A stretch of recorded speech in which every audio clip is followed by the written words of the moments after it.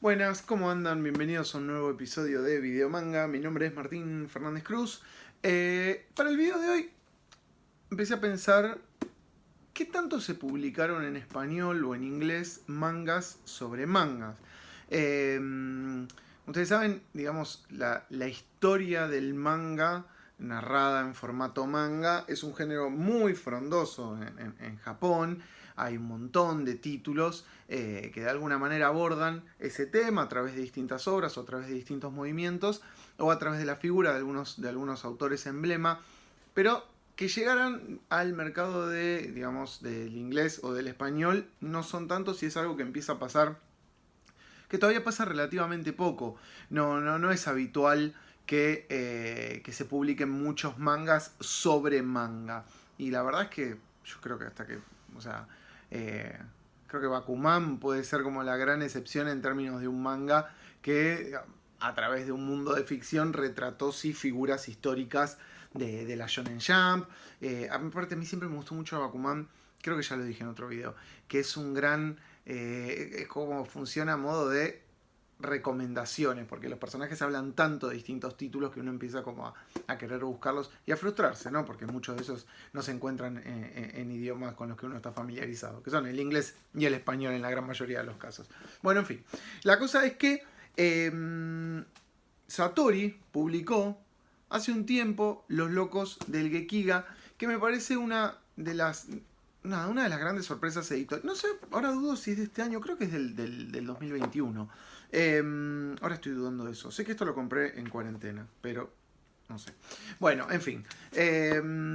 Satori está publicando desde hace un año largo, 2 años largos, mucho manga muy paladar negro. Digo, realmente todo lo que está publicando Satori, creo que prácticamente todo vale la pena. Bueno, publicaron Los Locos del Gekiga, que es uno de, obviamente, junto a Drifting Life de Tatsumi.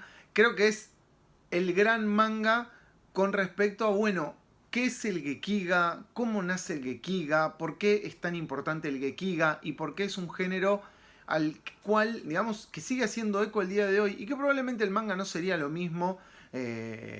Digamos, así como en el cine hubo un cazabetes, en el manga, si no hubiera habido un Gekiga, creo que realmente hubiera sido como una plataforma narrativa que rápidamente se hubiera quedado estancada.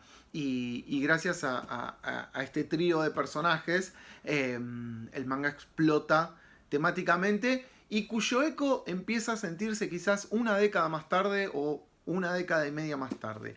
Los Locos del Gekiga es una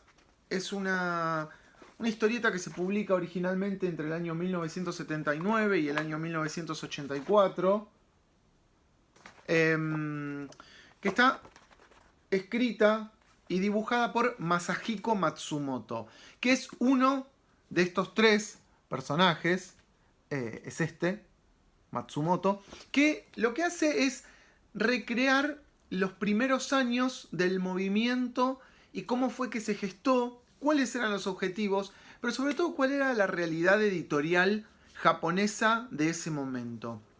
La historieta transcurre en los años 50. Los otros protagonistas son el ya mencionado Tatsumi, otro de los padres del Gekiga, y Takao Saito, de quien hablamos ya hace un tiempo por ser por ser el creador de Golgo 13 y también uno de los padres del Gekiga, pero un tipo obviamente mucho más asociado a, desde ya, la figura de Golgo 13 y el cómic de acción y demás. ¿Por qué hay que leer Los Locos del Gekiga y por qué es importante entender, valga la redundancia, la importancia del Gekiga? Lo que es esta historieta, bueno, es contar, para los que no saben, obviamente, qué es el Gekiga, tiene que ver con lo que retrata otra vez esta historieta, y es cómo a mediados de los 50 estos tres autores, Saito, Tatsumi y Matsumoto, empiezan a decir, el manga tiene que ser otra cosa. No puede ser que el manga solo sea historias, lo que uno rápidamente asocia a esa primera etapa o esos primeros años de Tezuka, que es historieta de aventura, tramas muy cortas, personajes poco desarrollados, un dibujo que apela al humor, donde en cualquier momento puede haber comedia, donde en realidad todo el tiempo todo es comedia, y donde prima la idea del entretenimiento para los chicos, ¿no? Hasta ese momento el manga era consumido por chicos. Y lo que hace los locos del Gekiga obviamente es, bueno, ¿qué pasa cuando estos tres autores dicen, el manga tiene que ser otra cosa? El manga es un modo narrativo, una forma de expresión muy rica, que tiene muchas posibilidades. Y si el cine está creciendo tanto, ¿por qué el manga no puede ir de la mano de ese crecimiento en términos de temáticas, en términos de tonos, en términos de graficar la sexualidad, la violencia de otra manera? Obviamente en el manga hasta ese momento, eso, todas las historias eran para chicos, los personajes, la violencia estaba muy caricaturizada, obviamente la idea del sexo era totalmente canceladísima, prohibidísima, porque era entretenimiento para chicos, ¿no? Entonces, estos tres tipos lo que dicen es, el manga tiene que ser otra cosa. Y con esa idea en mente, a mediados de los 50, empiezan a luchar con la idea de la historieta tiene que ir hacia lugares más adultos, con tramas más oscuras, con tramas más espesas, con personajes ambiguos desde un punto de vista ético y moral, donde haya una presencia, un protagonismo un poco más acentuado de la sexualidad de los personajes, de la vida sexual de los personajes, no porque fueran todas historietas, digamos, que fueran netamente vinculadas en ese mundo, pero sí que reflejara adultos. Tenía que haber personajes adultos que reflejaran ideas adultas y demás. Y lo que se encuentran obviamente es con una industria que no cree en eso. Pero aparte lo interesante de esto es que no solo la historieta grafica lo que era lo encorsetado que estaba el mercado del manga hasta mediados de los 50 desde el punto de vista temático, sino también desde el punto de vista como industria. Había una idea de decirle no a las historias cortas, que los mangas tenían que ser historias largas, que después se pudieran compilar en libros. La idea de la historieta corta, del cuento corto o del libro que compilara distintos relatos de distintos autores era como un suicidio editorial en líneas generales. Entonces ellos se encuentran con ese doble desafío, con el desafío de proponer historias más adultas en un formato que el mercado consideraba que no era comercial, que viablemente no iba a generar ganancias. Perdón. Entonces ellos empiezan a luchar contra todo eso y fundan la revista que es la gran pionera. Siempre se habla de la revista Garou, que es de mediados de los 60, como una de las grandes pioneras del Gekiga, pero de alguna manera la Garou vino como a recoger el guante de lo que fue la revista Kage. La revista Kage es la revista que estos tres autores impulsan, en la cual van en contra de todo, que es, proponen historias cortas y proponen historias de temática adulta. En un momento en el cual ellos están en Osaka, no es Tokio, es muy interesante cómo obviamente la idea de Tokio como ciudad del triunfo está presente durante toda la historieta. Los autores miran a Tokio todo el tiempo, sueñan con llegar a Tokio, convertidos en grandes mangakas. También en un momento donde, la verdad yo no vivo en Japón, no sé cómo será la historia, se supone que hoy por hoy un mangaka es alguien, digamos, que tiene cierto prestigio o que por lo menos creería. Hay cosas que uno las tiene que tomar con pinzas porque la verdad es que no vive la idiosincrasia.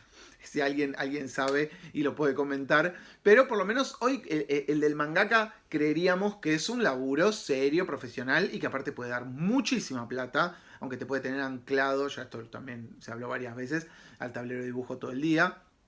Pero en ese momento, si vos aspirabas a ser mangaka, era como medio una vergüenza para tu familia. Bueno, lo que no habla el libro es esto que hablamos de cuando hice el video de Takao Saito. Takao Saito le da la espalda a los mandatos familiares y se va solo a tratar de triunfar en el mundo del manga. Pero no era algo glamoroso o prestigioso o qué copado este chabón está haciendo manga, mirá, es un artista, no, todo lo contrario. Si querías hacer un mangaka, si querías ser mangaka era como, ¿qué ibas a contar cuentos para chicos? Pero bueno, lo que cuenta la historieta es eso, ¿no? Ese primer germen de lo que fue el Gekiga, de estos personajes tratando de romper la industria desde lo temático y desde lo comercial. Y todos los intentos, y tipos que de alguna manera estaban en los márgenes de la sociedad como muchos de sus personajes. tipos que estaban con la plata justa, que dormían, que alquilaban un lugar y ahí vivían todos y trataban de dedicarse al trabajo. Y obviamente lo que hace la historieta y lo que retrata más que nada este manga de Masahiko Matsumoto es el amor tan profundo que ellos tenían por el manga, como esa vocación que los definía y que no querían ser otra cosa. Y eso es algo que se discute mucho en esta historieta, y es, ¿cuál es nuestra prioridad? ¿Ser mangakas? ¿Tener plata? ¿Triunfar? ¿Pasarla bien? Es muy interesante el contrapunto y cómo está retratado Takao Saito como un tipo que lo que el tipo le gustaba del manga era muy eficiente. Lo que revelan ahí es que lo que cuenta Matsumoto es que él mismo y Tatsumi eran mucho más lentos para trabajar y que Takao Saito era una máquina de tirar hojas y hojas de dibujos. Pero que sin embargo a Takao Saito le gustaba la joda, le gustaba andar con chicas, le gustaba ponerse pedo. Pero es muy interesante eso, que en algún punto, a pesar de las diferencias y a pesar de tener distintas personalidades, a todos los definía ante todo ese amor por el manga. Pero es una gran historieta, obviamente, más allá de que les guste o no, les interese o no este periodo histórico, es como manga, es muy atrapante ver la lucha de estos tipos por decir, hasta acá llegamos. Obviamente hay algunos cameos, pero está bueno porque no son tantos, a diferencia de algunos otros mangas. La participación o la aparición de otros mangakas famosos no es tanto. Tezuka aparece poco y nada. Aparece Kazuo Umezu, también poco y nada. Y nada, pasan a saludar, porque obviamente hablar del manga durante los años 50 tiene que ver con, bueno, con determinadas figuras que ya eran clave o que iban a ser figuras clave del movimiento. Pero a diferencia de Drifting Life, por ejemplo, donde Tatsumi sí mira, se hace cargo. El Drifting Life es más la reflexión interna del personaje, ¿no? Que es obviamente Tatsumi, el que también aparece en este libro. Sí hay un diálogo mucho más frondoso entre su obra y lo que fue la obra de Tezuka. Pero de alguna manera, estos libros siguen siendo interesantes porque de alguna manera de lo que hablan es de matar al padre. Y el padre obviamente es Tezuka. Porque son personajes que trazan su propia obra a partir de querer diferenciarse del paradigma que en ese momento era Tezuka. Y lo rico que después fue el diálogo en términos de que Tezuka es quien después se empieza a dar cuenta del valor del Gekiga, y ahí se abre quizás, digamos, se abre la puerta que da pie al momento más rico de su obra, que son los famosos años oscuros de Tezuka, que duran décadas, que ya no son tantos años, sino las décadas oscuras de Tezuka, y cómo cada vez el personaje, digamos, el propio Tezuka se va poniendo cada vez más denso, y que eso no se puede entender sin la aparición de estos autores, irónicamente yendo en contra de lo que proponía el primer Tezuka. Nada, este libro también es interesante, no tiene nada que ver con el Gekiga, pero es como que es la biografía de Tezuka. Pero es un lindo libro para maridar con los locos del Gekiga y obviamente de Drifting Life. La pena es que no hay mucho editado de estos autores. Tatsumi es el que más tiene editado. Takao Saito tiene todo lo que es Golgo 13, ya hice un video sobre el respecto, pero no hay mucho más. Y Matsumoto lo que tiene es La chica de los cigarrillos, que está editado por Gallonero. Y después, bueno, están los Suge, también como otros referentes del Gekiga, que también están editados por, creo que Satori editó, o Gallonero, me parece que editó varias cosas de Suge. Acá tengo el hombre sin talento. Acá. Bueno, acá, en fin, usted me entiende. Bueno, nada, lean Los locos del Gekiga. Léanla porque realmente si les gusta el manga, es como otra cosa y es una obra maestra absoluta, y te permite eso, entender un poco cómo es el proceso del manga y cómo fue esa época del manga, incluso donde, esto ya se habló, se sabe que en esa época, sobre todo en los años de posguerra, nada, la guita no alcanzaba y los mangas se alquilaban, no se compraban. Y hay una reflexión muy interesante al respecto de eso y nada. Cómo era la industria. Bueno, gracias por haber escuchado hasta acá. Si vieron este video en YouTube, en Instagram me encuentran como Martín F. Cruz. Nos vemos en 15 días, que va a ser el season finale del 2021 con un último video. Así que nada, se lo dedicaré a, bueno, en fin, a toda esta gente. Todos estos. Bueno, nada, nos vemos la próxima. Muchas gracias por haber visto el video.